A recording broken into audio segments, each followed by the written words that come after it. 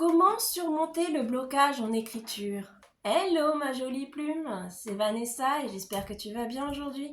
Il y a quelque temps, j'ai publié une vidéo vous expliquant que j'étais en plein blocage d'écriture et la raison. Je me suis donc dit qu'il serait bien de donner des conseils pour le surmonter, non? On y vient. Il y a un moment que presque tous les auteurs connaissent. Tu ouvres ton document, tu regardes la page, tu sais que tu veux écrire, mais rien ne vient. Ou alors, tu écris une phrase et tu la supprimes. Tu doutes immédiatement. Tu te sens bloqué sans même savoir pourquoi. Et c'est frustrant parce que tu veux écrire, mais tu n'y arrives pas. Alors aujourd'hui, on va voir comment surmonter le blocage en écriture et surtout comprendre ce qu'il signifie vraiment. Partie 1. Le blocage n'est pas un manque d'idées. On pense souvent que le blocage vient d'un manque d'inspiration, mais en réalité, c'est rarement ça. Le blocage vient souvent de la peur, du doute, du perfectionnisme ou de la fatigue mentale. Ce n'est pas un problème d'imagination, c'est un signal intérieur. Pour moi, je dirais que c'est la fatigue mentale, avec tout ce qui s'est passé. Je vous renvoie à la vidéo qui en parle justement. Partie 2. Identifier le type de blocage. Tous les blocages ne sont pas les mêmes. Voici les plus fréquents. Le blocage par perfectionnisme. Tu veux que ce soit parfait dès la première phrase. Et ça, je dois avouer que ça m'arrive assez souvent. Le blocage par peur. Peur d'être nul. Peur du regard des autres. Le blocage par confusion. Tu ne sais plus où va ton histoire. Et ça peut arriver plus vite qu'on ne le croit. Le blocage par fatigue. Ton cerveau est simplement saturé. Comprendre ton type de blocage va tout changer. Partie 3. Le piège de la pression. Quand tu es bloqué, tu fais souvent ça. Tu te forces à écrire. Tu te dis, il faut que j'écrive. Je dois avancer. Je suis en train de perdre du temps. Mais la pression, elle bloque encore plus. L'écriture a besoin d'un minimum de sécurité mentale, pas de contraintes constantes. Partie 4.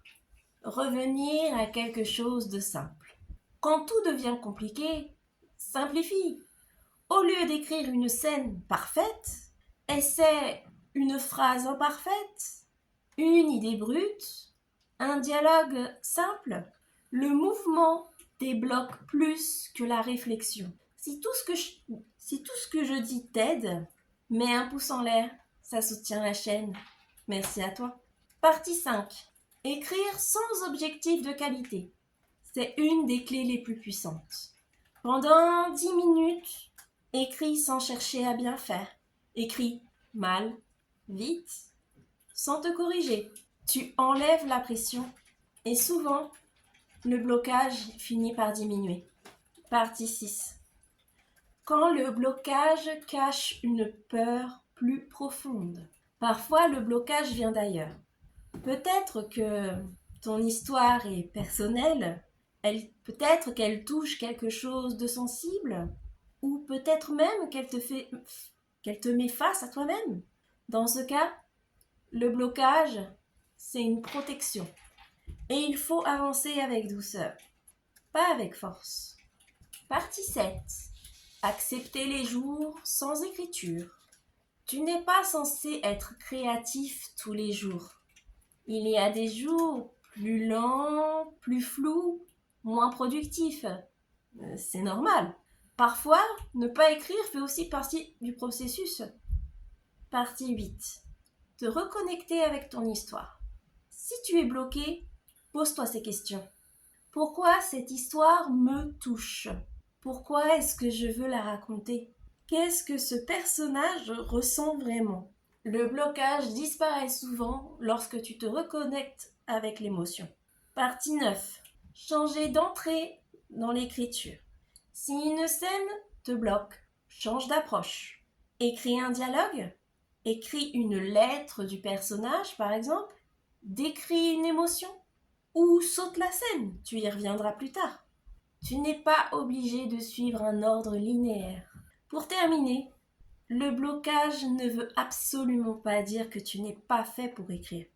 Il veut dire que quelque chose a besoin d'être réajusté, que ton rythme doit peut-être changer, que ton approche doit évoluer.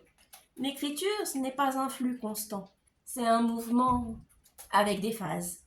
Et apprendre à traverser ces phases, ça fait partie du chemin. Si cette vidéo t'a plu, n'hésite pas à t'abonner à la chaîne si ce n'est pas encore fait, à aimer la vidéo, à la commenter et à la partager.